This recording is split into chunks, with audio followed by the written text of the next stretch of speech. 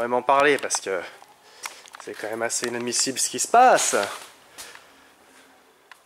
On a fait une petite vérification parce que dernièrement, en allant sur la page de Facebook d'Aerasix, ceux qui fabriquent les moteurs bulletproof là, avec les orifices au-dessus là, qui font le pont fermé au niveau des cylindres, ils avaient prévenu sur leur page qu'il y avait des petits soucis avec les pistons Wiseco. Les pistons Wiseco et les bielles K1. Cette association-là peut parfois créer des problèmes. Et je me suis rappelé que j'avais un gars aux Pays-Bas qui m'avait contacté pour me faire part de son souci justement sur un moteur complètement forgé qui avait été ravagé au niveau des cylindres parce que les pistons étaient complètement déséquilibrés et venaient frotter sur les parois, c'était un massacre. En fait, il s'agissait du même problème finalement, de la conception merdique, et oui, bien merdique, des pistons Wiseco. Tu vois là, regarde, ici on va le voir. Donc là, la pissette, elle va venir frapper le bas, le renfort ici. Tu vois, du piston de la jupe, il y a un renfort qui est en plein dans l'axe de la pissette. Donc du coup mes pissettes, elles finissaient par plus toucher parce que ça les a carrément sectionnées à la base. Enfin, pas sectionnées mais en tout cas déplacées. Tu vois, sur un piston d'origine ou un autre piston, hein, genre Wessner ou je sais quelle autre marque, qui pose pas ce genre de problème, il n'y a pas un espèce de renfort en plein milieu, donc la pissette elle arrive, il n'y a pas de problème, d'accord? Pas de problème, elle peut arriver vachement bas, on s'en fout. Tu te rends compte que tu achètes quand même de quoi forger un moteur et tu peux le ruiner en peu de temps à cause d'une faute de conception douteuse. C'est quand même assez inadmissible. C'est une vraie merde de se rendre compte de ce genre de cas de figure là. Quand tu forges un moteur, tu t'attends tout sauf à ça, quoi, tu vois, d'être confronté à... Bah ouais, c'est un vrai défaut de conception, c'est pas possible, ils n'ont pas réfléchi, pas prévenu, quand ils s'en sont rendus compte, ils ont bien dû avoir des retours. Faut prévenir les gens, faut leur mettre un écriteau rouge dans la boîte, attention, nécessite de modifier les pissettes d'huile, sinon tu niques tout, quoi. Bref. Là sur les 4, celui-là c'est le seul survivant, mais survivant à pas grand chose. Parce qu'il fait tic-tic quand même. Il bouge. Je me suis rendu compte quand je les ai démontés, je pouvais les tirer, ça venait tout seul, quoi. Tu vois, c'est pour ça qu'il touchait plus. Hop. Bref, donc la solution consisterait à éventuellement les décaler sur les côtés, les décaler un petit peu, tu sais.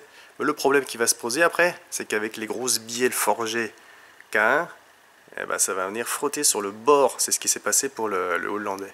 Ça a carrément frotté sur le bord et c'était bien pire. J'ai pas de traces sur la bielle, mais à mon avis, je suis vraiment pas loin, quoi. Donc si ça chauffe, à mon avis, elle est dedans, quoi. Donc on va faire la technique comme on disait de la raccourcir. Je crois que ce sera plus safe, en effet.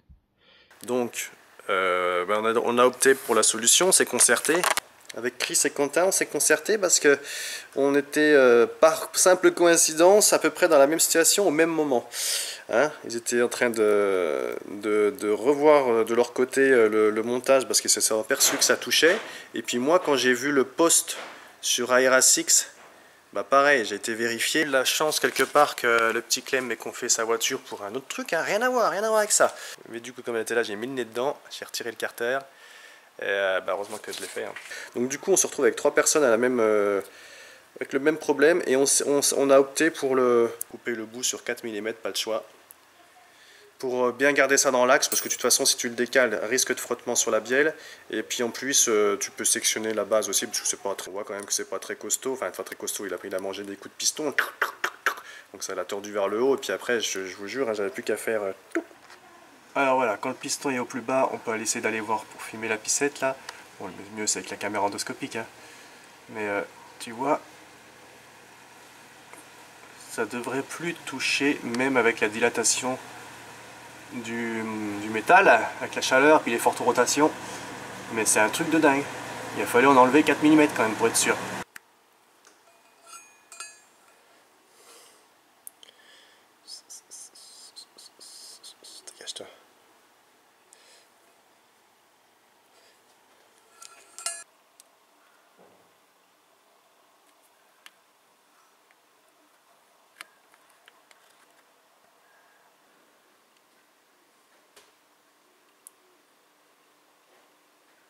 On est pas mal, on a quand même du débattement. Alors. On va pouvoir constater des petites rayures verticales, pas trop prononcées, tu vois, mais ça a déséquilibré le piston. Tu vois, il y en a un petit peu là quand même, en vis-à-vis, de face et à l'arrière. Le bord du piston vient frotter sur dans le cylindre, quoi. Ah, quelle misère. Quelle misère. Du coup, au lieu de rester centré quand tu descends, tu vois, fais les mouvements mais il reste centré.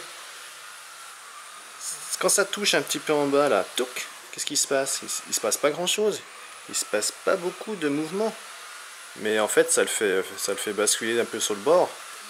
Ça le met en contrainte, ça frotte les bords.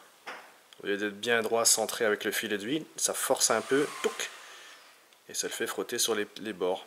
Donc là ça a été le cas un petit peu. Pas grand chose. Mais ça aurait pu être bien pire. En plus de ça, tu sais que la bielle est un peu libre là-dedans. Là, c'est d'origine, même la bielle K1, elle a un mouvement libre comme ça. Donc je serais trop risqué de mettre la pissette sur le bord de la bielle, quoi.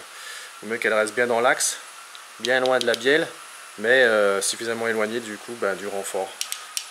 Conception merdique. T'imagines à 7000 tours là? Là on a vraiment frôlé la catastrophe. La catastrophe! On s'en sort vraiment, vraiment bien. L'huile était un petit peu cramée vite fait, hein, puisque bon, il y a 5000 de rodage, mais il n'y a pas de, on n'a pas récupéré de dépôt, tu vois, il n'y avait pas de traces grisâtres de dépôt de métallique en fait, tu vois, il n'y a rien au fond.